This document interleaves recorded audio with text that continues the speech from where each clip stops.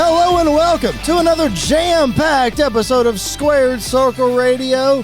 Whether you're listening to us on podcast or you're watching our smiling faces on YouTube, welcome to the show. We appreciate you being with us so much. I am your phenomenal host, Mr. Podcasting Chris Belcher. I may be on the screen by myself right now, but I am not alone. Joining me, as always, is the young buck, Mr. Andy York, and our third man this week, my CCW broadcast partner, Rory T. Miller. Rory, you're the special guest. How are you, man? Great. It is I'm so grateful to have to be on the podcast here, and it's a pleasure, and always love talking about pro wrestling, whether it's local wrestling coming to Nashville from Coastal Championship Wrestling or the biggest companies in the world. Let's do it. We are going to get it. We're going to talk about that later. We got so much to get to, Andy. So little time. It seems like every single week, man, this boom period that we're in, we've just got so much to talk about. Yeah, I mean, there's something new every week where, whether it's storyline or whether it's news or whatever the case is, there's something always actively going on inside the world of professional wrestling. So it's like we always say, it's a great time to be a wrestling fan right now. And while the wave is high and while it's hot, we're going to keep riding it. And then, if it ever falls off, we're still going to be here talking about it because that's what we love to do. That is exactly what we do. It's in our blood, as they say. And speaking of blood, let me tell you guys a little bit about Rory. He is the new man on campus, but he is, talk about blood, he is the grandson of NWA Mid-America ring announcer Tom Miller. He's a fellow musician. He's a fellow broadcaster. As I mentioned, my broadcast partner, Rory, we talked about this boom just now, and Andy and I we're so grateful that it just continues to happen, and we have so much to talk about. Wrestling right now, you could argue, is as hot as ever. This past weekend, Fanatics Fest, WWE were the only sports company, sports personalities that sold out any of their meet and greets at Fanatics, and that's up against guys like Jerry Rice and Barry Sanders. What do you think of this boom period? And we're going to get to some Attitude Era stuff here in a minute, but just it being compared to the Attitude Era and it potentially being the greatest era ever. Yeah, well, without getting too accusatory of any specific individuals, I will say that certain events that have happened in the past couple of years have really opened the doors for WWE specifically to kind of broaden their horizons and really attempt to find other avenues to reach out to fans. And at the end of the day, like, you want people buying the product, you want people, getting the merch and hanging up posters on your wall, right? And the only way to do that is to find them. You can't just rely on the same people to show up week in, week out and hope the company grows and hope that you get the best talent in the world. So you got to make that happen. And I think that under the TKO merger deal and everything, that has been probably their secret weapon to this success, is incorporating with other sports elements and making strides to branch out in other ways. Like, one thing that as a musician, one thing that I noted is that there's a lot more hip hop acts that have been popping up on TV and in other like to be the theme songs for the events or to be featured on TV in some capacity, not to mention country, which I know there's a little bit here and there, but that's also, I mean, we just had Jelly Roll and Hardy in the past 2 years, arguably two of the biggest country acts in all of the music industry that have been prominently featured. Right. And right. So I think there's just this understanding from the top that you have to reach those audiences in new and interesting ways. And it helps to have somebody at the top that understands what a lot of those media avenues are all about. Video games is another good example, right? We've been seeing a bunch of the skins available for Call of Duty or for Fortnite or other places like that you think that is a slam dunk connection. Video games are also some of the most popular media in the world. So why not join in on that? And to me, that's what the real success is. Don't get me wrong, you have to still put on good shows in order to keep the crowd, coming back. But there's a point when you're hot, and as we know from the Attitude Era, you didn't have to put on good shows to still be on fire, not at least not when the bell rings. I mean, don't get me wrong, the stories are still incredible, but There's something about that ability to seem much more like you're a part of the overall conversation in pop culture, not just, yeah, you got pop culture here and then wrestling's on the side. No. Wrestling's part of it, you know? We were watching an Attitude Era episode of Raw at work the other day, and I feel like it was either 98 or 99. And it was a 2-hour show, I think, back then. In like an hour and a half, I think we counted up 5 minutes of wrestling. So, to your point, it doesn't necessarily have to be in ring to be entertaining.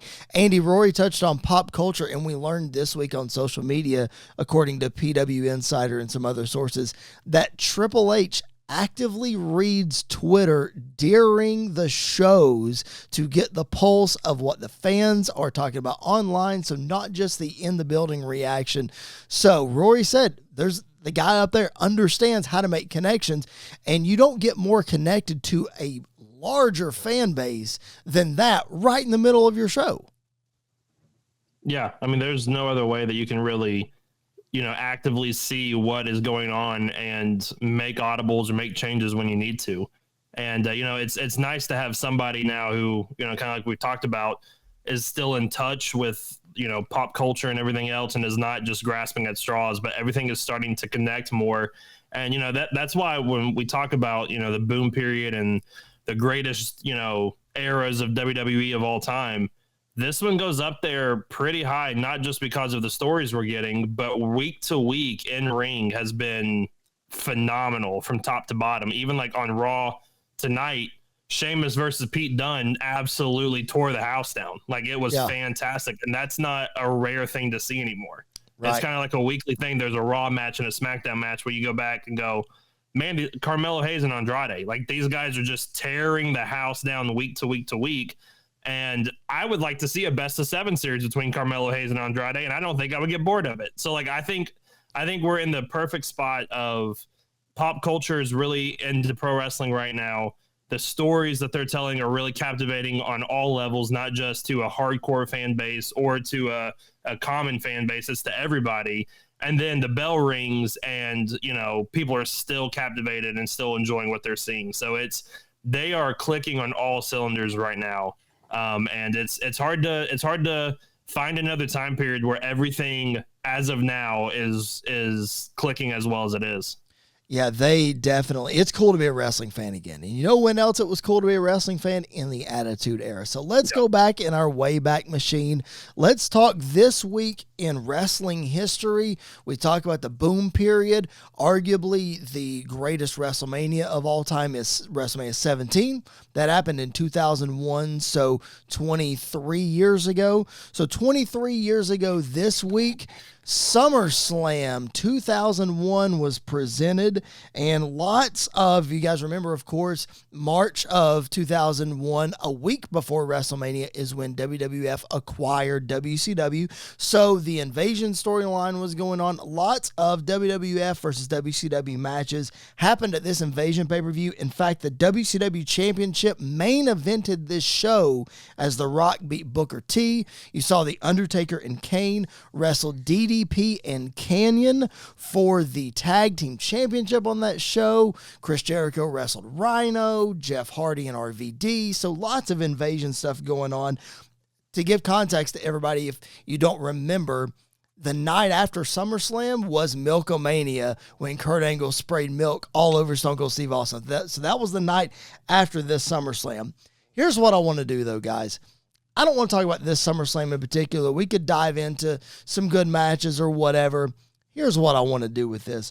We all know that the Invasion angle didn't happen exactly like we wanted, and it's no fault of anybody's at WWE. It's the cards they were dealt because they couldn't afford to bring in all of the top stars. You see guys on your screen like Goldberg, Kevin Nash, Sting, Hogan, Hall. They were all sitting on these $2-3 million a year deals that Turner was still paying them. And if they went to the WWF, those deals were null and void. They didn't make any of that money. So in order to keep making that money, they had to sit at home. most of them were okay with that. You had guys like Booker T and DDP that said, no, I want to come in, I'll take my chances, and I'll work.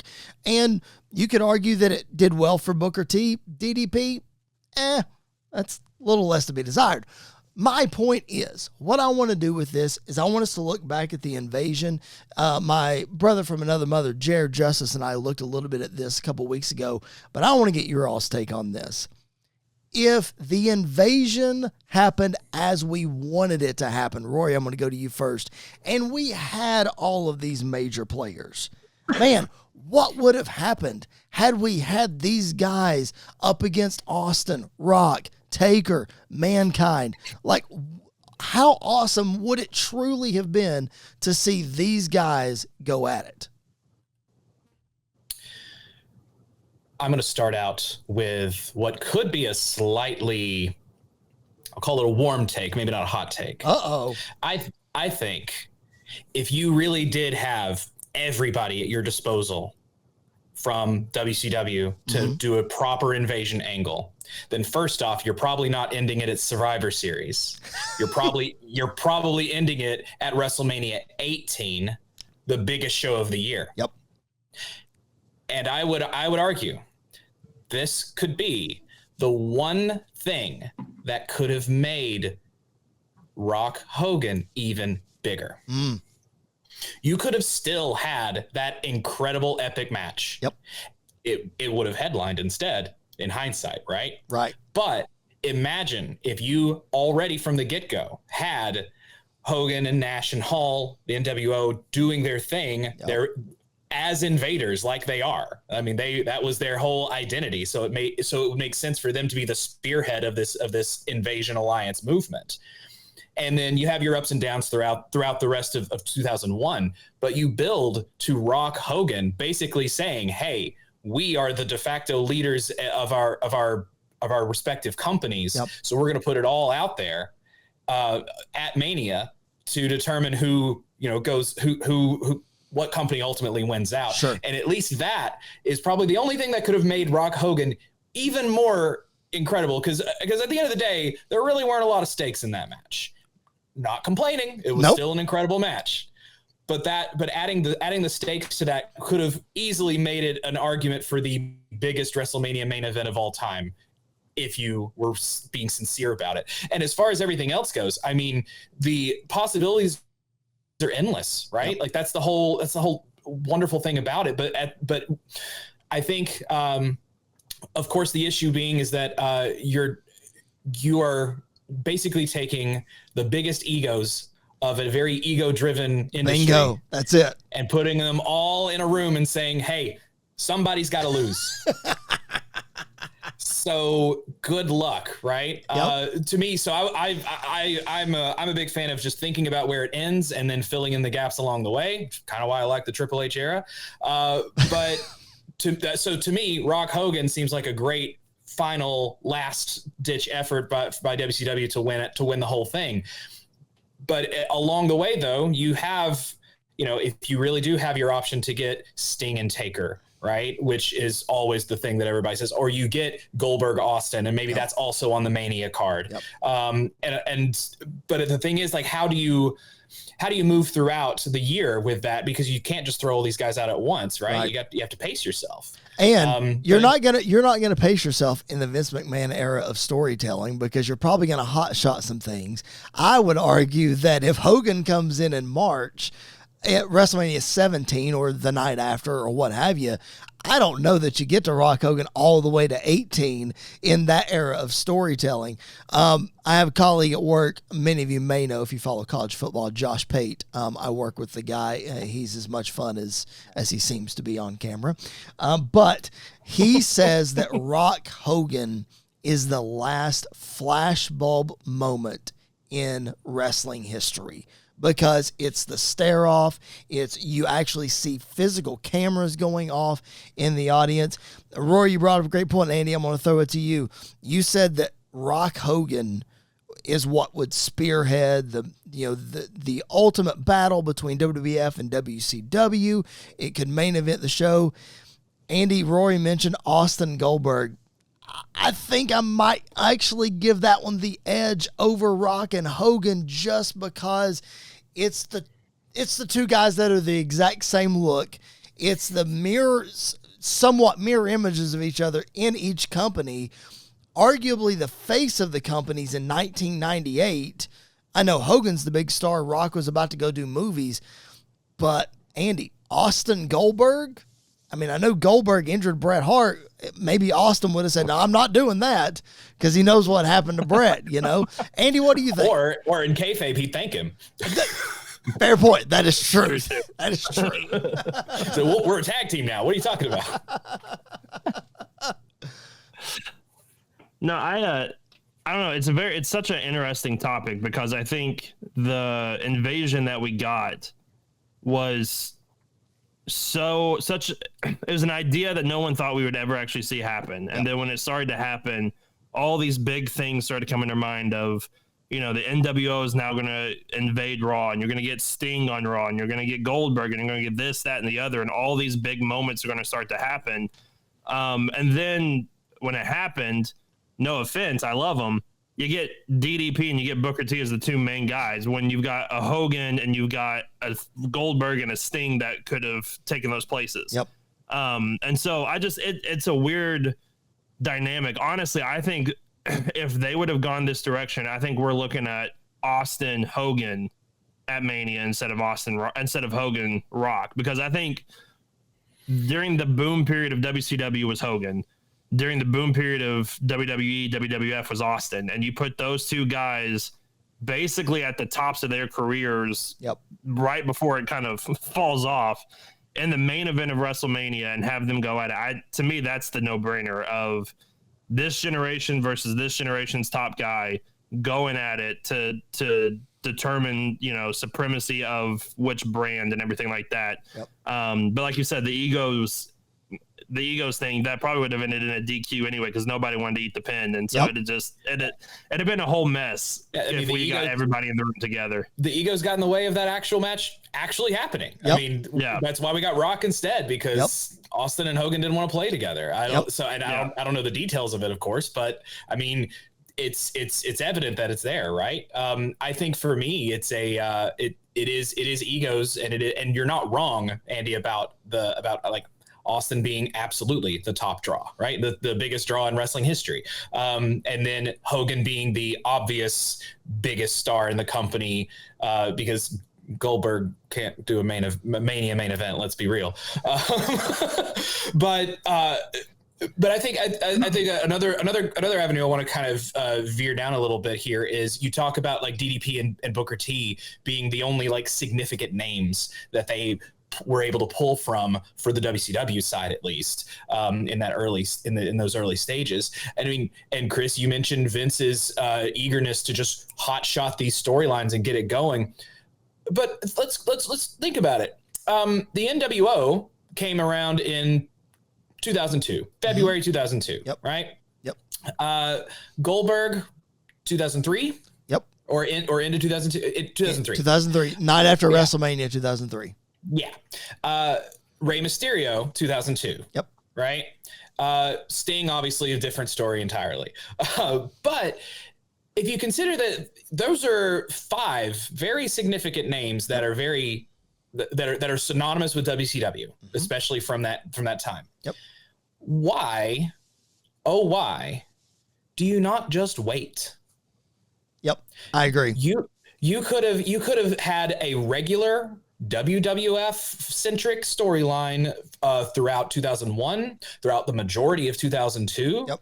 And then whenever you get Goldberg, and we know that his contract's up in 03, night after Mania, right? Even better. Yep. Night after Mania, suddenly the show, it's Raw after Mania, and by that point it already had become a known thing that big things happen the night after Mania. Why not open the show with that classic NWO riff and the black and white, and there's no Raw music and there's no commentary. Yep. NWO just shows up. They hijack the show from the get, and then they say, "Hey, here's the invasion. Here's where it's happening." In wrestling terms, right? Yep. But that way, you have the NWO start the real invasion, and then if you've already introduced guys like Booker T and DDP and a whole host of others, Chuck Palumbo, had a good run with Billy there. Wow, I'm glad you added context with Billy Gunn there, because I was like, where is he going with Chuck Palumbo? I'm just saying you definitely had, and Hurricane Helms, right? We got Shane Helms out of there, like Kidman. There's a whole host of guys that really did come over and make a name for themselves out of the Invasion. It just, the Invasion storyline wasn't what did it, right? Absolutely. It was them just actually working themselves into the regular ethos of WWE. Let's be honest, Rory. The Invasion storyline wasn't just WCW, because we saw the ECW guys come in there. Rob Van Dam was a huge star from 01 to 06 or whatever. So you had him, you had Tommy Dreamer come in for a cup of coffee. You had Taz made a big name for himself. So those guys did some really good stuff as well. I've got 2 reasons why the Invasion angle could not work. You're probably not going to like either of them, but I've got 2 reasons. Number 1, you had the feud of the McMahon family going on with Vince, Shane, Linda, and Stephanie. So it made all the sense in the world to do the Cleveland, Panama City angle where the name on the contract reads McMahon, but it's Shane McMahon, and that furthers the story. Now, I don't know that that's an excuse to hotshot everything. I think you still could have played this out a little more, especially because the McMahon family feud is going to last for forever. So I know the match was coming up at WrestleMania, but you didn't have to bring all the guys in. So I think that's one reason. And then, Andy, I'll throw to you for this one. It's an unfortunate reason, and that is the torn quad of Triple H in May 2001.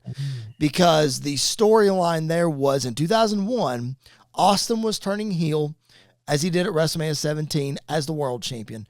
Triple H had the Intercontinental Championship, and they were going to run roughshod 2-man power trip all the way through 2001, and that was going to be the main event of WrestleMania 18. Triple H babyface, Austin heel. So the Triple H torn quad in May, because this storyline, I think, starts around June, if I'm not mistaken, because the pay-per-view's in July, the Invasion pay-per-view. So, Andy, I think this Triple H injury could have thrown a huge wrench into what they wanted to do, and like Rory said, maybe even delay this. Yeah, I think that played a huge factor in all this. And something else we haven't even brought up that, unfortunately we saw take place at WrestleMania 31, even though it was several years after the fact, is that I think a lot of these WCW guys knew when they come in, Vince wasn't going to let them win. Like, Vince was not going to let them be the same people, carry the same characters. They were not going to reach the same status they were in WCW unless they were previous WWF guys like Hogan, which that's an anomaly. Hall and Nash, that kind of thing. Yes, your point. Go ahead. But Sting wasn't going to come in and be like the Undertaker. Like, they weren't going to let him be to that level. Could they have stopped it? Probably not. But he would have done a lot of it in his power to stop, which is probably part of the reason why Sting took as many years as he did to actually try to go to WWE and do something in WWE. And so I think the idea of an invasion is always great. Yep. And the idea of, a company coming in, that's why what's going on with TNA and NXT right now is amazing, because it's actually not just an invasion, but like they're working together and it's making sense. And obviously, like, they've got big plans for the TNA side of it and the NXT side of it. Yep. And we talk about all the time, like, when Forbidden Door comes around, what would a WWE and AEW card look like? Yep. But these things will never truly happen because I'm going to say never, but it would never say never, brother. This actually happen because egos are too big. Yep. Statuses are too big. And, to be real honest with you, fans are so fickle. They want it one minute, they don't want it the next, and it's not worth even going through the headache at most points. Yep. Yeah, let me tell you something from one of my favorite just minds, David Shoemaker, The Ringer. He always likes to say pro wrestling is about expectations. And the end of the Attitude Era and the buyout of WCW at the height of pro wrestling as an industry, you could not have bigger expectations Yep. for what you could expect or for what you would want out of that. Right. Absolutely. And no matter what we want to say about like, what if this happened, the timing was different, or if these people could play nice. I don't think there's anything that could have happened that could have lived up to the expectations we all had. 100%. I mean, you had so there's just no winning in any way, shape, or form there. I think the one big issue that really came across though is that our expectations were insanely high, but on top of that, every good wrestling match has to have that little shred of, but what if? Mm-hmm. And the other big issue with the Invasion is that aside from the Invasion pay-per-view, you never expected the Alliance to ever win. Yep. It didn't matter if they had Austin defect or whatever else. Yep.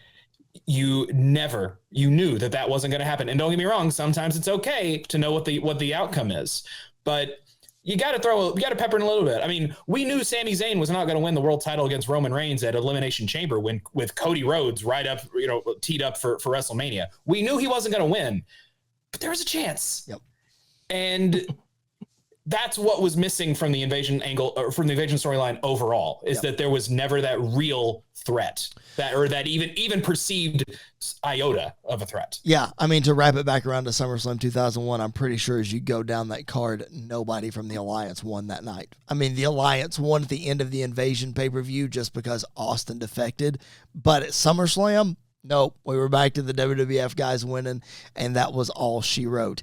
This segment is a whole lot of fun, and Andy, if they love what we're talking about right now, they're going to love our Thursday show. If you haven't checked out our fantasy booking show, the MCWF, where this is all we do is we fantasy book current guys in a show that is not like what we're doing right now, but it's available on our podcast feed, audio only. Make sure you're subscribed. Go check it out.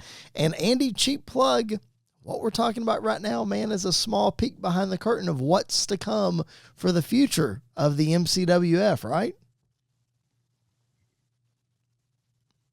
And Andy is frozen. That's okay. Oh, no. Oh, well, that's okay. We will keep moving because audio issues happen.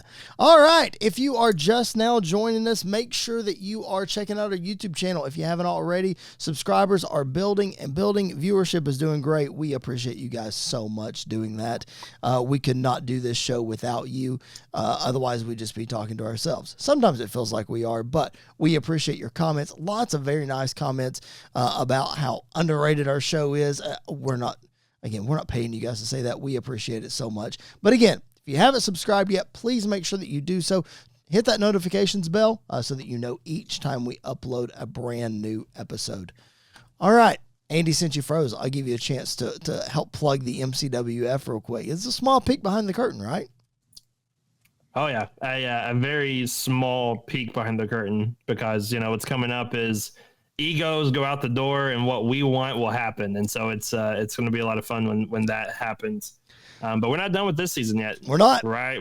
We're getting closer and closer to that final pay-per-view, but it's I'm looking forward to it, man. That is coming up this week. So make sure, again, you're subscribed wherever you find your podcast. Okay, we're talking old school stuff. Rory, I have to throw to you, man, bringing you in. I want to help our listeners and our viewers get to know you. I'm going to full screen you here real quick because I see some wrestling figures hanging up behind you. If people notice, I've got some behind me as well, and then off camera, I've got them everywhere around the room. What figures do you have hanging up there? I see some classic superstars line. What do you got? Yeah, the classic series was the last series I started, or that I really collected before. We sometimes you have to put it aside. So I still have some every now and then, but I got really excited about these when I saw the series 1 behind me here. That it featured the Ultimate Warrior. Yes. And at the time, I couldn't have been a bigger Warrior fan. So I was thrilled to see a figure that I could, get and incorporate him into, my bedroom wrestling federation, if you will. So I had to get 2 of him so that I could open one and keep one boxed up. But yeah, most of these just really have at least some sentimental value to me in some way. Up over, of course, you got Hogan, but over here, Abdullah the Butcher, who one of my dad's all-time favorites from the territory days. And you want to talk about like getting hardcore heat. I mean, Yes. Abdullah the Butcher. At the top, you can't really tell, but that's the three faces of the Undertaker, who is still my all-time favorite wrestling character. I can't. He captivating from the first time you see him, right? Yep. And to see someone who's had essentially the same character and gimmick, biker taker aside, just be able to adapt and change and have these new interpretations of the character over so many years is just fascinating, honestly. And while by today's standards it's pretty expected, but at the time, I mean, to go 20 years with the same gimmick in the same company and at the same level of on the card is kind of outstanding. Yep. So yeah, that, and then who else? I think I got another Undertaker, and then I have a 2-pack with Jerry the King Lawler and Andy Kaufman, because I love that. I am a Tennessean after all, and if you want to talk about one of the best wrestling angles and storylines of all time, I mean, it doesn't get better than Memphis's own king and comedy legend Andy Kaufman. That's amazing. I love that so much. I'm looking over. I think I had the same Warrior figure. I have the Shawn Michaels figure from that line. I think the only classic superstars that I have left, I'm looking at on my wall, is the 2-pack Shawn Michaels and Diesel, two dudes with attitudes. Yeah. I do have that hanging on my wall. I think it's the only classics I have left. But amazing. I mean, it can't really see behind me, but I mean, there's Austin, there's Hogan, there's Sting, there's the whole 9 yards, and then you got that's your Invasion lineup. You caught on. They're up there for a reason, Roy. Good job. All right, let's go from 2001 to 2024. We anticipated the return for so long of the OTC, the Tribal Chief Roman Reigns. Solo Sikoa said on Friday Night SmackDown, if Roman wanted to come get the Ula Fala, he can try to come get it from him, and if he does, Solo said he would acknowledge Roman. So, Roman comes out, Roman dominates just like he did the night before, puts the Ula Fala around his neck, but he forgot the return of Jacob Fatu, the Samoan werewolf, attacking Roman Reigns from behind. Andy, what a heel move, but man, what a smart move. We talked about it. SummerSlam, is the injury real? Is it kayfabe? Was that them just trying to keep them apart? Andy, it's another way for them to not go face to face. Jacob attacks him from behind. What a cheap move. I loved it. What do you think? Oh, I loved every second of it. I popped when Roman put the Ula Fala on, and then I saw the crowd start to emerge. I'm like, there's no way they're giving Tonga Loa this spot, so it has to be Jacob Fatu who's about to hit the ring. And he has the gift of just being a terrifying human being. Yep. And I cannot wait. I'm still, like you said, they did it to where they did not have any interaction. It was just Jacob beating down on Roman the entire time. And, I cannot wait for that moment when Roman and Jacob are by themselves face to face in the ring. And I know I'm the Jacob Fatu mark on this podcast. I think Jacob should be in Solo spot. But I think, the moment of those two guys being together plays into the Solo character of him thinking he's ready to be Tribal Chief when he's clearly not. Yep. And so I think this whole story that they're telling is done beautifully. And I was honestly a little worried that we were going to have the same trajectory that we've been having with Judgment Day, where the baby faces for 2 weeks in a row have been on top of the group coming in. And then all of a sudden that switches with Roman and Jacob. So it was a great bait and switch to end the show. And it just makes it even more exciting when Roman does show back up and that confrontation finally happens. Oh yeah, for sure. The babyface has to get put down. Even Roman Reigns has to get knocked down a peg, and it's by a true difference maker in Jacob Fatu. I mean, I think the argument can be made if he's in Solo spot or he's not. But Rory, if you look back at the original Bloodline and the storytelling, the Bloodline looked weak until Solo showed up, and then Solo was wrecking everybody, and Roman was in, the current Solo spot where, not that we ever doubted him being tribal chief, but obviously you get the comparison that now we turn it up a notch, and you've got Jacob as the enforcer and really just wreaking havoc. Yeah. Jacob is, in probably more ways than one, Jacob Fatu is a better Solo Sikoa than Solo Sikoa. And I think it's unfortunate to say, but Andy, to your point, I think the back office at WWE even knew that. And so, which is why it makes sense that we have this pause so that Roman doesn't take him out and they don't get meet face to face, because we know that Solo's character, for what it's worth, is supposed to be an imposter. Yes. He's supposed to not feel like a credible champion or a credible tribal chief. But Jacob is that secret weapon, the way Solo was for Roman all those years ago, to keep him at the top. Yeah. And to me, what I find most intriguing about this, and the thing I love about the Bloodline storyline, is that how we always have these layers, and there's always these questions that keep us coming back and ready to watch next week. And my question here, of course, is that you're right. Roman can't always stand tall, and even Roman Reigns gets defeated. But how is he going to take on this new Bloodline? He might need some backup. He might need a little backup in the form of the honorary Uso and the true Usos. We'll have to see when that happens. I think if you're looking ahead to next week, I think now we need to hear Roman speak for the first time. I think we need some sort of promo from Roman, maybe not explaining why he's back. We know why he's back. He has done a masterful job, as Andy talks about all the time, learned his craft of cutting promos without a microphone during the pandemic, and that translates incredibly right now when you wouldn't think that it would, but it translates so well, and he's already told us why he's back. We know that he's got his eye on Cody Rhodes. He's got one eye on Cody, and then he's focused on that Ulafala and getting back the head of the table moniker and winning that back from Solo. And you're right, Roy, you took the words right out of my mouth. I've got it on my notes right here.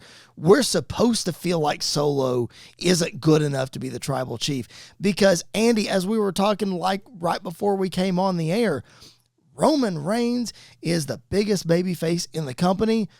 Maybe you could argue Cody Rhodes, but let's say for the sake of what we're talking about right now, Roman Reigns is the biggest babyface in this company. And what's helping us cheer for him more is the fact that he's got an imposter playing his part, a part that we were supposed to hate for 4 years. Now he's back. Oh no, we need Roman to be the tribal chief. It's so wild, Andy, how well this Bloodline story, like Rory said, the layers. And as Heyman and Roman have said, Andy, maybe we're still on third base. We might not be anywhere close to being done with this thing. Yeah, it feels like this story can be stretched for like another 20 years. Especially with because of everybody has kids. Yeah, I mean, there's so many. I mean, there's like 2 or 3 others that still haven't even shown up yet that potentially could show up at some point. And so, plus, like, when's Rikishi going to get involved? Because Rikishi should have been involved in this thing in like 2 years ago, and he still hasn't gotten involved at all. But there's so many avenues that they can go in, and so many directions they can go in. Because the question is what kind of tribal chief is Solo going to be? We don't buy the part. The other part of the question is he even really trying to be this tribal chief, or is this all just a ploy for the real tribal chief, the final boss, the Rock behind the scenes? And part of it I think could be that Solo doesn't even think that the Rock is the final boss, like is the head of the table. He is, but I could see where Jacob and Tama Tonga and Tonga Loa are secretly working for the Rock and not for Solo, and turning on him at some point. And there's so many directions. Wait. We have tried to fantasy book this War Games for so long. All right. There's so many avenues. Yeah. Jimmy, Jay, Sammy, all the things. Andy, and what we've said on this show is it's original Bloodline versus Bloodline 2.0. Guess who is part of that original Bloodline? Solo Sikoa. What if what you're saying is exactly right. Rock comes back. The Tongans, you bring in Hikuleo, you bring in, whoever else, and they're working for Rock, and they turn on Solo. Man, my mind is literally just blown by what you just said. Oh my gosh. But yeah, I mean, like that's the beauty of this story is the end is nowhere in sight, but there's so many directions. We don't know where the end is actually going to be. And, I think with a majority of the stories, I think Triple H has like the end goal in mind. I think with this story, he has moments in mind that he's getting to, but I don't really think they know what the full end of this story is going to look like, because I don't know if it'll ever truly end. Like, I think this is a story that can just be told forever, all the way until, Roman's great grandson is in the ring as tribal. There's so many avenues they can go down. It's ridiculous at this point. It really is, Rory. Let's explore one really quick. This is a thought that, as we get ready to wrap this segment up here, we still got a lot to get to. We're going to preview AEW All In. We got a couple things from Raw to talk about. We got CCW Summer Heat to talk about. So we'll get to that in just a second. But as we wind this section down, Rory, this thought has been in my head, and I keep wondering, when are we getting Rock Cody? Because we know that Rock's coming back for Cody at some point. Andy keeps saying on this podcast, we can't wait another year for Rock and Roman because Rock might get hurt again or something might come up. And you just never know with Rock. To no fault of he's bound to this WWE thing because he's the biggest superstar in Hollywood. He has bigger obligations, let's be honest, than WWE. But if we get, this is the one that I'm thinking, I am starting more and more to believe that Rock Cody is going to happen at Royal Rumble, and Rock is going to beat Cody for the championship at Royal Rumble, and Roman wins the Rumble to set up Roman Rock for the title at this year's WrestleMania, and Roman wins it back. Roy, thoughts? For the viewers of the YouTube channel, my face is squinching real hard like I smelled something rotten. You smelled what The Rock was cooking. You could say that.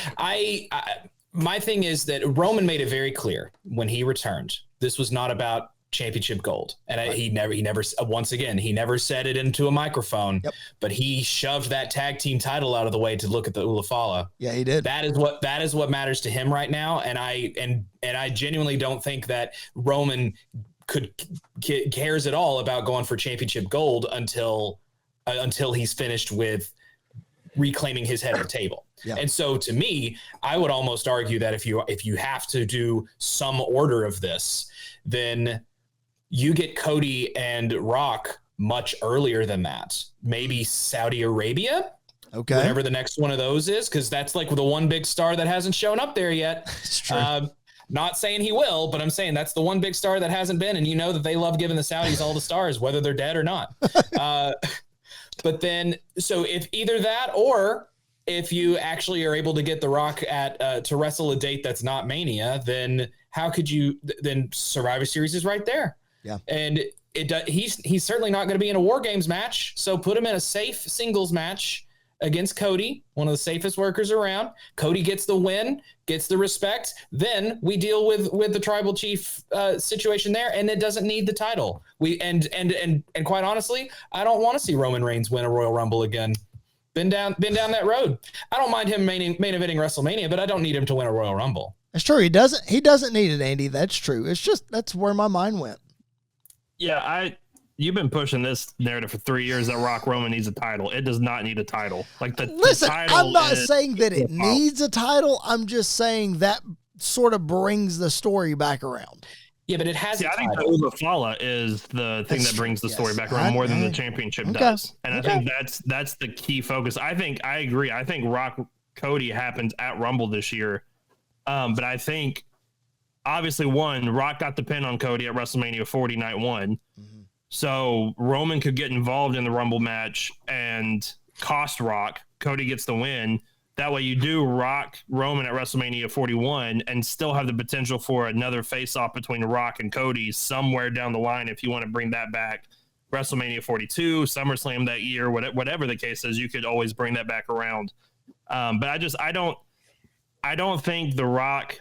One, I don't think The Rock needs a world title in 2024, to be real honest with you. I agree. And two, I don't think Roman needs to be worried about that championship right now, because that title did not mean it to him as much as the title of Tribal Chief did this entire run. Like, from the beginning, that was his main focus, was getting this acknowledgement. So I don't see that changing anytime soon. Now, I do think it's really interesting.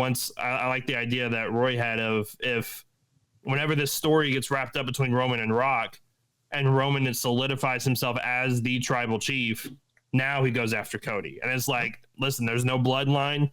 There's nobody getting involved. It's me versus you, and we're going to find out who really is the best. Yep. And that's all that story needs to be at that point.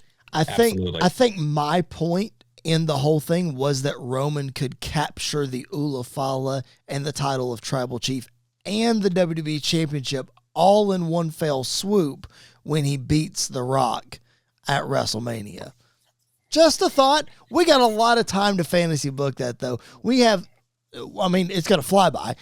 Seemingly, we have a lot of time between now and the Rumble and now in WrestleMania, and you have a lot of time to hit that subscribe button on the YouTube channel. Please make sure that you do that. We're going to be right here for you. We have got playlists of all of our past episodes. If you don't want to watch a full episode, we've broken them up into small videos for you. You can check all of those out on our YouTube channel. Just hit that subscribe button, hit the notifications bell. That way that you are notified every time we upload a new episode. And then there's something in the algorithm that says if you hit the thumbs up button, we get more spread around the YouTube verse. Just hit that thumbs up button. We'd appreciate it. If you want to leave us a comment with some feedback, we would appreciate that as well. All right, guys, quickly, before we get to AEW All In, 2 matches at WWE's Bash in Berlin that's coming up a week from this Saturday got confirmed. One was last week on Raw, and that is this mixed tag team match. The Terror Twins, Damian Priest, Rhea Ripley, mixed tag action against Liv Morgan and Dominic Mysterio. Andy, let me go to you first on this. There was speculation about Jey Uso being involved in this. Nope, turns out it's going to be Damian Priest. I think that's the right call. What do you think? Yeah, I think that makes total sense. I think the only way Jay got added in Damian's spot was if they were going to do Damian and Finn this early on at Bash. But I think you can push that back, to Bad Blood makes the most sense for that one, to their first match to kick off there, which that Bad Blood card is looking like it could be kind of stacked from top to bottom, to be real honest with you. And fellas, we're all in the Middle Tennessee area. It is in Atlanta, Georgia. It is within driving distance. I'm just saying. It is. Oh, trust me, it's been on my mind since they announced that it was going to be in Atlanta. Likewise. But I think this is the perfect place for them to start this next chapter of this feud. Yep. Is to keep Damian and Rhea together, because every single time those two come out, the crowd goes crazy. And which is the one thing I expected that for Rhea. I did not expect Damian to be as over as he has been the last couple of weeks post SummerSlam. It's wild. And so go ahead. I think you keep riding that wave of momentum going into Bash at Berlin, see what the reaction is like there, and then we keep kind of telling this story. And it's crazy to say we could be seeing a redemptive arc of where Damian Priest might be one of the early on favorites to possibly win the Rumble this year and go back after Gunther. Like there is a lot of possibilities for him if the momentum stays, because it could also just stop like that overnight and fall apart pretty quickly. Fair point. Yeah, I was just going to add to that, Andy, that it is astounding to see someone get more over or fully over, I guess, when they lose a world title. Yeah. As I think Damian finally connected in a way that we hadn't seen before, getting in that Gunther buildup for that SummerSlam match. And here we're continuing that on. And with the mixed tag aspect of this match, we're probably going to see a bit of shenanigans, chicanery, a little bit of chaos in there, which is going to be a lot of fun. But as we know, and as I know that y'all have mentioned on the podcast previously, the new Judgment Day hasn't really stood tall very much lately. Yep. So I kind of think this might be a good opportunity for them to get a little bit of an edge on the Terror Twins, who can eat the loss and be totally fine because they'll know it was a numbers game. It was all this and that and the other. And then we keep that ball rolling. Yep. Andy, you have a good point there on Damian. I might be earmarking him as my pick for the Rumble, at least right now. We'll see, Mark it down. Let me point this out because we haven't really talked about this. We've been talking kind of fantasy book and things and seeing what direction. And I think everybody's been saying, what if we're heading to Rhea Liv at WrestleMania 41 for the title? What if we're heading to Rhea versus Dom at WrestleMania this year? Oh, wow. Hope so. Wouldn't that be wild? Oh my goodness. Honestly, I think I would rather see at WrestleMania Rhea versus Dom and she just absolutely annihilates him. And then maybe she gets the world title right after. I think she's at the point right now where she doesn't need a title. She is more over than that championship is. Yep. And so I think she can kind of ride this wave, and that's a perfect spot for her. It's something that wrestling fans have been asking for a while. I mean, do you remember the buzz when there was talks of Jon Moxley versus Nia Jax happening on a random house show or whatever? People were like, well, we want to go see that. Let's go watch that match. Yep. I think this is the perfect time to capitalize that and head to WrestleMania 41 and do Rhea versus Dom. That would be absolutely insane. Just like Rory said, I'm earmarking that one because I think there's a big possibility for that one. Rory, I want to get your thoughts real quick before we move on to the other match that's been confirmed. We had a shortened video on our YouTube channel last week that's almost at 1,000 views. So go back and check that out and get those views up. But it was on the WWE's big mistake in dropping the ball with Dominic Mysterio and Liv Morgan already. And to give our viewers and listeners context of that, if they haven't heard that yet, I was on this podcast last week and said, I cannot believe that in this Triple H era of storytelling, which I know we stretch things out, it's the long game, I get it. But you had we all sort of knew the turn was coming at SummerSlam, but then the turn happened and we were shocked, and Michael Cole said some things on commentary that I cannot repeat, and just all of these things about how hated Dom and Liv are. Yet the Monday Night Raw afterwards, Rory, we didn't get an explanation as to why or how long this has been going on or whatever. I think that was a huge mistake. What say you? Yeah, I can definitely see the argument. I think the issue is that they've already been telling the story way too long, over too long of a period. And Triple H has admitted as much, that he likes big things to happen on the big pay-per-views, which honestly makes me a little hesitant to watch Bash in Berlin if you tell me that, because if I know it's not a big 4 or a big 5, then I don't care about it as much, right? But as far as Dom and Liv go, yeah, maybe we saw it coming. Maybe the execution wasn't perfect.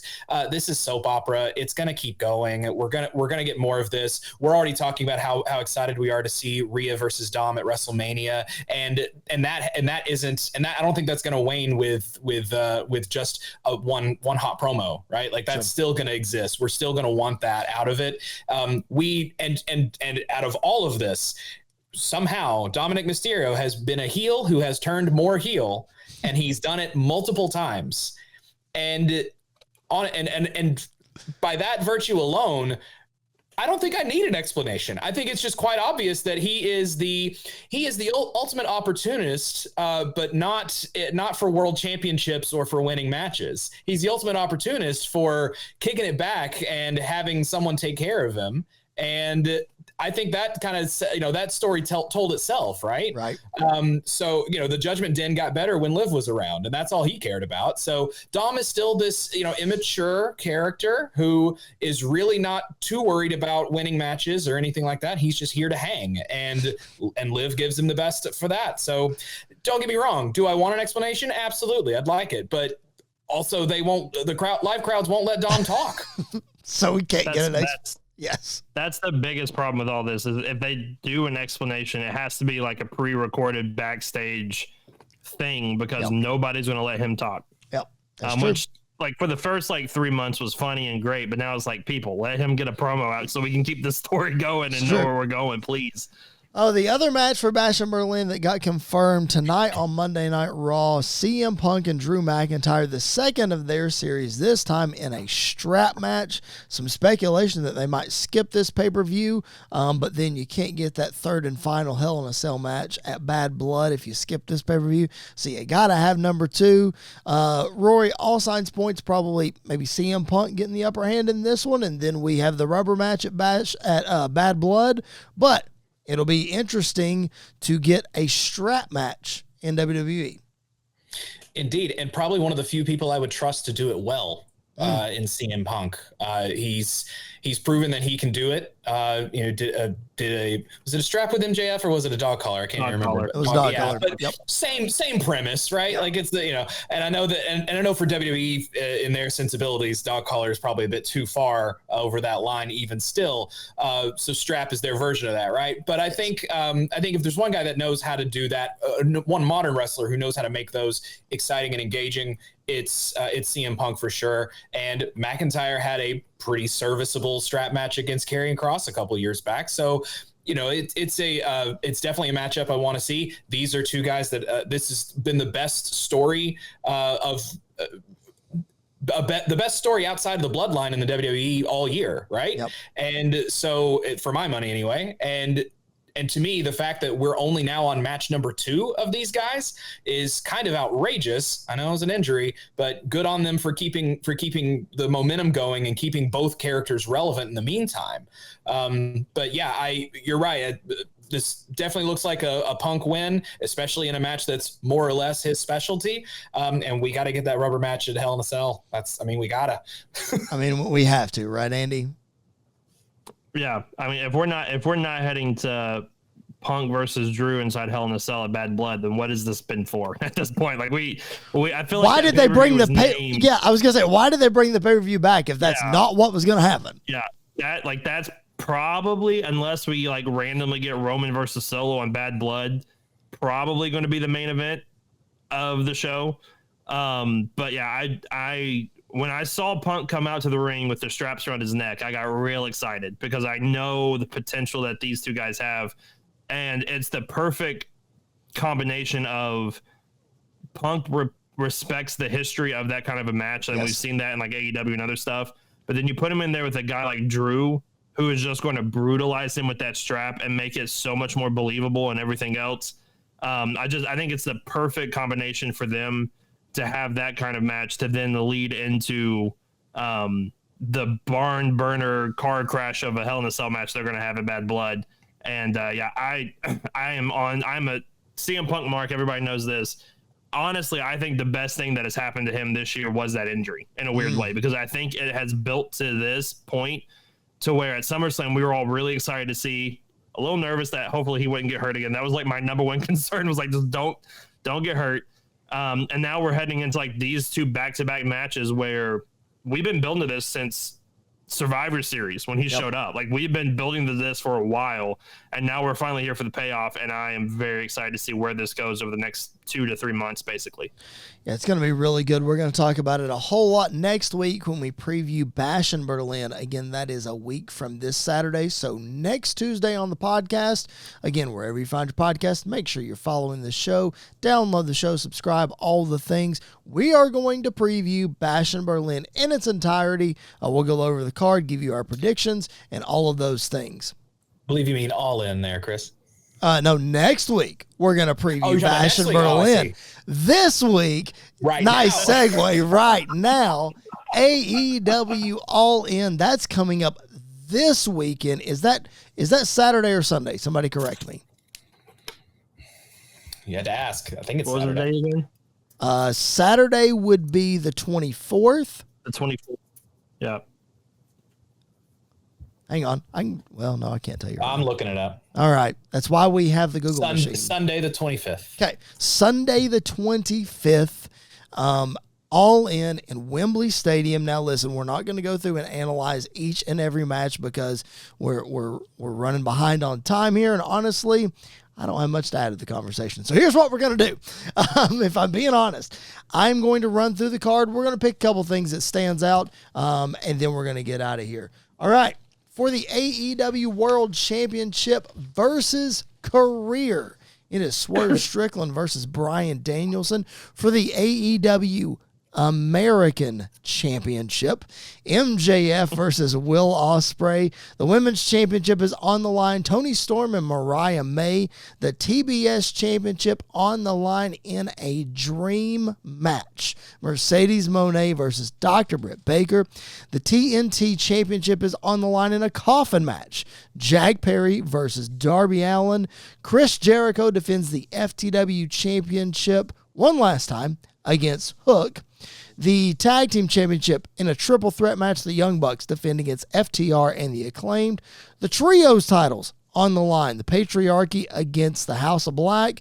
There's a Casino Gauntlet match that's happening.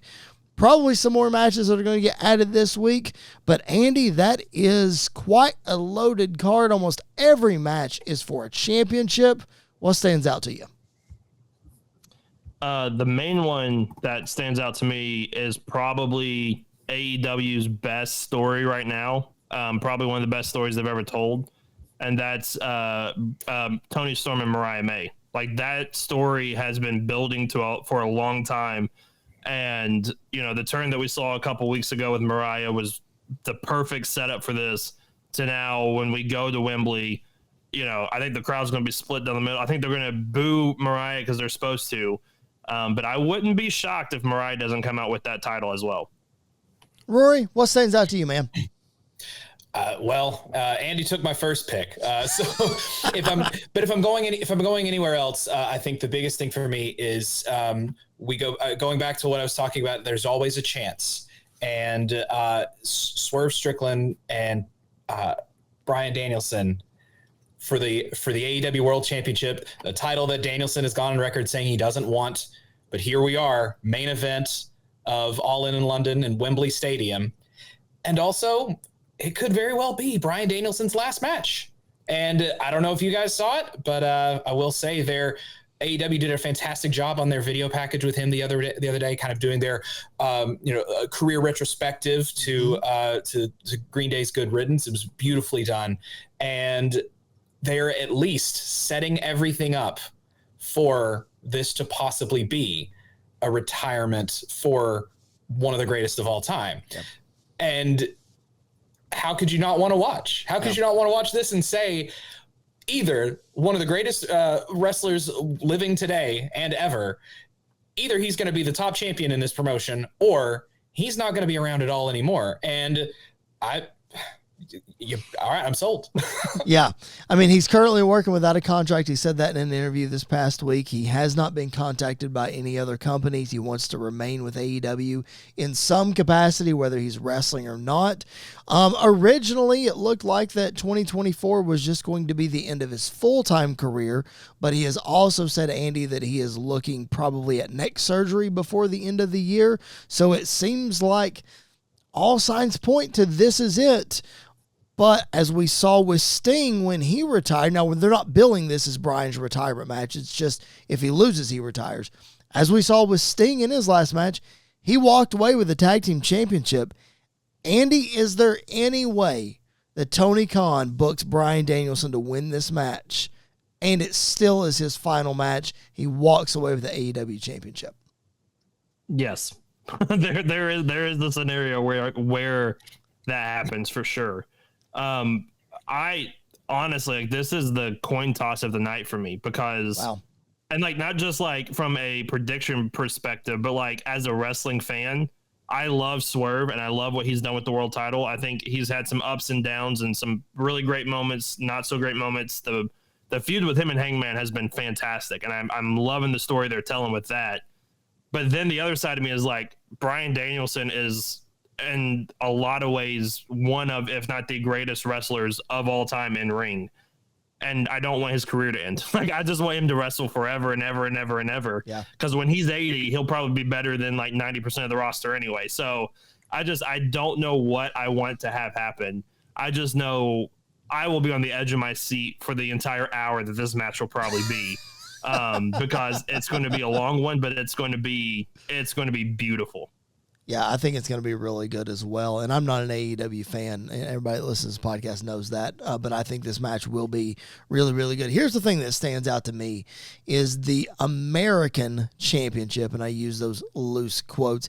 MJF defending against Will Ospreay. Rory, Andy, and I have talked a whole lot on this podcast about how it seemed like all signs pointed to AEW All In London being the crowning moment for Will Ospreay, the hottest free agent coming in just not very long ago.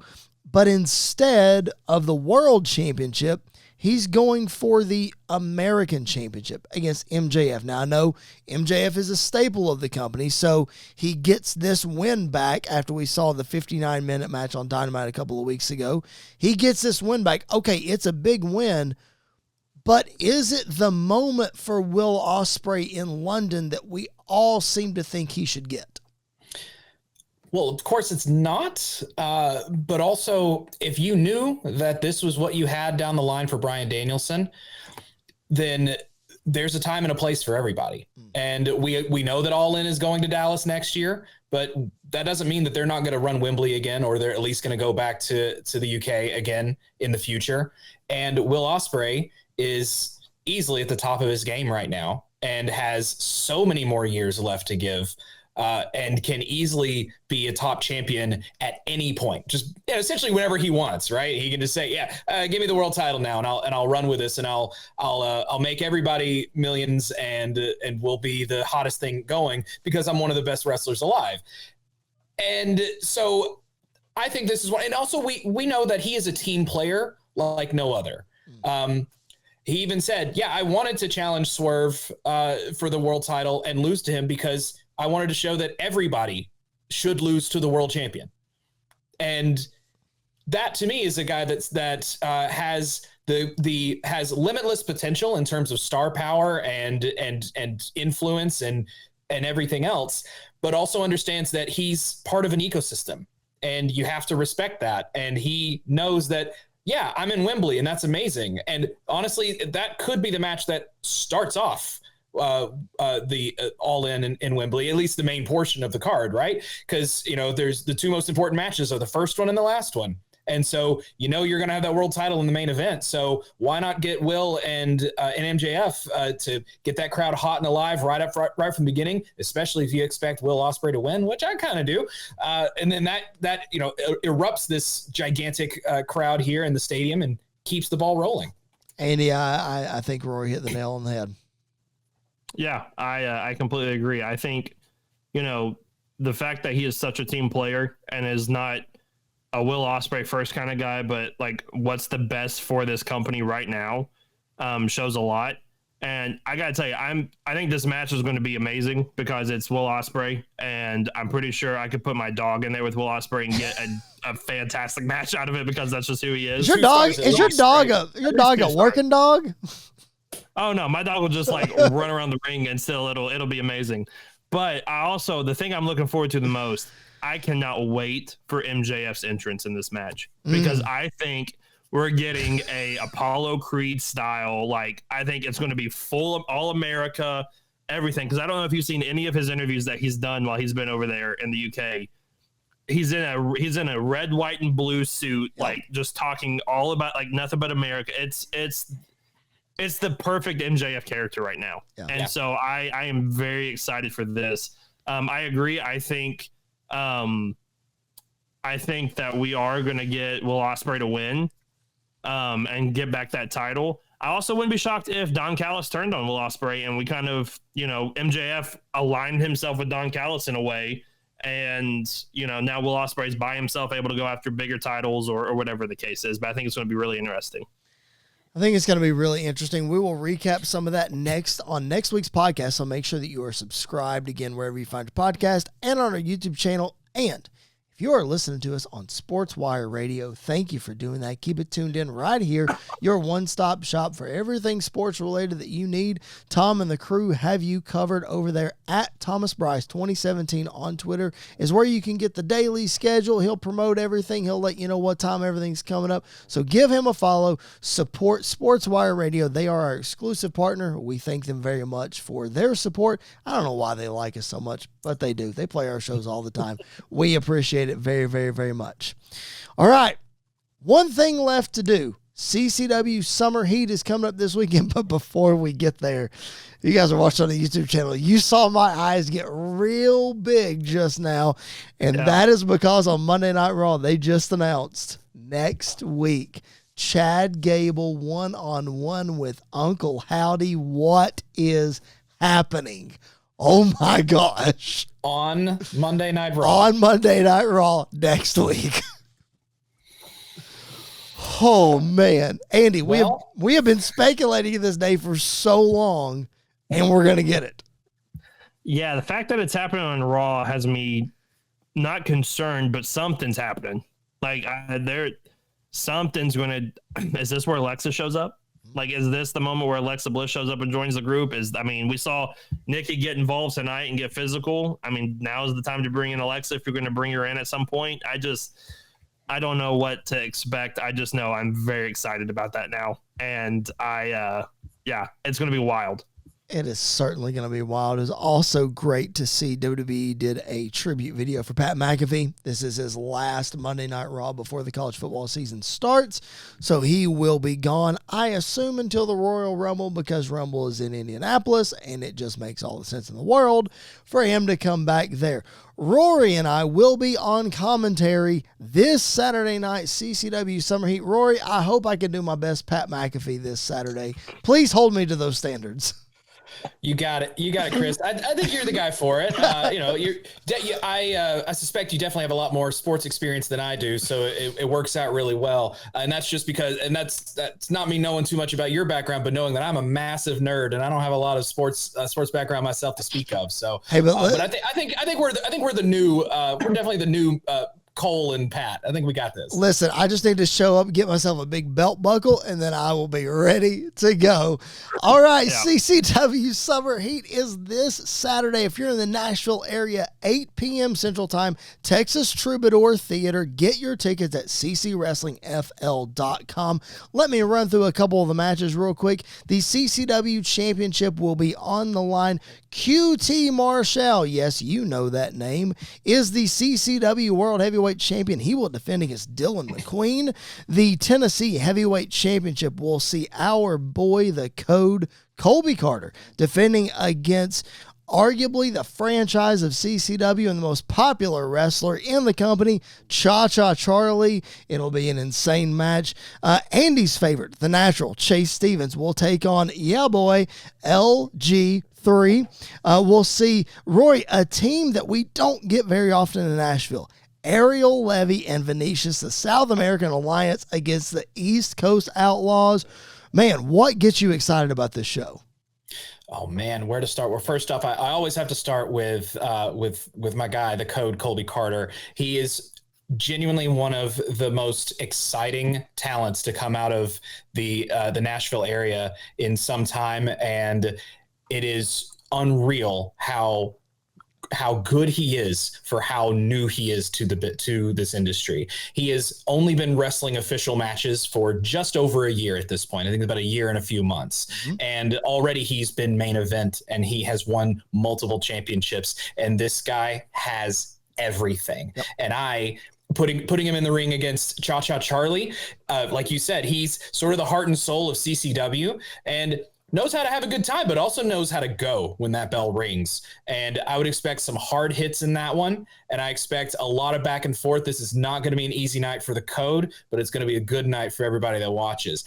And then my next one that I'm incredibly excited about is that South American Alliance, seeing them in action against the East Coast Outlaws. Yes. Now. I feel like they've changed it up a little bit. They have, you're right. Yep. We've seen them and we've called some of their matches when they've come by in Nashville, and talk about hard hitting, talk about just intense. Yes. It's not going to get much better than that. And to see Vinicius go at it in person that's its own special experience, because you definitely don't know. You know what you're going to get with Ariel Levy. That's the brains, and that's the technique of that outfit. But when it comes to Vinicius, it's all brawn and it's all chaos, and I am excited for that one. Yep, I'm here for it. It's going to be incredible. Yeah, if you guys are interested in what we're talking about with the code Colby Carter, we've got an interview with him that's over on our YouTube page. Go check it out. We spent about a little over half an hour with him right before he won the Tennessee Heavyweight Championship. So go back and check out that interview. It's a lot of fun. Andy, we need you this Saturday at the Texas Troubadour Theater. It's going to be a fun show. You've been to CCW shows. They're so much fun, man. Yeah, they are, especially when my chair got used mid-match. That was a fun moment. I will never forget that moment in my life. Freaked my wife out. That was like the first wrestling show she'd been to, and that moment she screamed a little bit, which was great. But yeah, they're a fun time. I love, if you love professional wrestling, support independent wrestling, because it is in a lot of ways the backbone of the industry. Because all of these top name guys, for the most part, had to start somewhere. And so this is like the moments where they get that. So definitely check it out. It's a lot of fun. They're a great time. And if you go for the wrestling, go also to heckle Chris the entire time. Just throw stuff at him, yell at him, do all of that. Thankfully, we will be up in the bird's nest, and they can't reach throwing stuff at us, right, Rory? Just a little high up. We gotta pack our climbing gear to get there. But we do. That is correct. Listen, unless I get sent out there to start the show and then a brawl breaks out like it happened last time, then all bets are off, I guess. My goodness, it's gonna be a lot of fun, so make sure you check it out if you're in the Nashville area. It's this Saturday, 8 p.m., Texas Troubadour Theater. Man, that's gonna do it for this show. What a loaded show. Rory, thank you so much for coming on, man. Want to give you the floor real quick. Tell people where they can find you, plug anything you want, and we just appreciate you being on the show, man. Oh, Chris, it was a blast, and I really appreciate it. This was a lot of fun, and I'm a fan of the show in the first place, and obviously a fan of working with you as well. But if you're looking to follow me and anything that I'm up to, Twitter is the best way to do it. At Rory T. Miller is the handle down there. But I'm also on Instagram as well. And then definitely check out some of the replays for CCW Music City Fight Night that are available on the Coastal Championship Wrestling YouTube page, where you can hear the dulcet tones of Rory T. Miller. And Chris, I believe you're on some of those as well at this point now, right? Yeah, I make some appearances there. You're right. Yeah. So, and then other than that, though, I'm kind of freelancing around the Middle Tennessee and now a bit of North Georgia as well. So you might see me at some of the talk about what Andy said, talk about supporting independent wrestling. It is the lifeblood, and it's the only way that we get new stars in the future. And so, get out and watch wrestling. It's the best thing that you can do. It's the most fun thing that we can do. We sit here and we watch wrestling and then we talk about it. It's why we are all here. And if this is your first time joining us, thank you so much for doing that. We hope that we have been your great wrestling fix for this week, and we hope that you'll come back next week and you'll check out brand new episodes every Tuesday and Thursday, wherever you find your podcast, and on our YouTube channel. Make sure you're subscribed, make sure you're following, like the video, turn those notifications on. We would appreciate it very, very much. Andy, man, anything else to add before we sign off? It's been a loaded episode. Yeah, it's been a loaded episode. We've got, All In this weekend. We've got Bash in Berlin next weekend. I don't know why they put these pay-per-views back to back every time, but they do, and it's going to be a lot of fun. It's going to be a busy 2 weeks, and then we're heading quickly to, I can't believe it, we're heading quickly to Survivor Series, which is wild that we're already heading there, but that's the next big stop. It is the 1-year anniversary of CM Punk being back with the WWE, so I'm sure this road is not going to slow down anytime soon. For our special guest, Rory T. Miller, for Mr. Andy York, my name is Chris Belcher. This has been another edition of Squared Circle Radio. We will catch you guys down the road.